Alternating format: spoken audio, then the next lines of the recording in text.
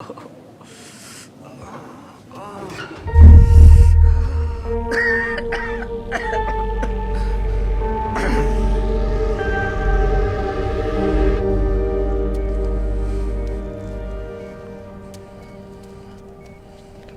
Are not a doctor, జరగండి.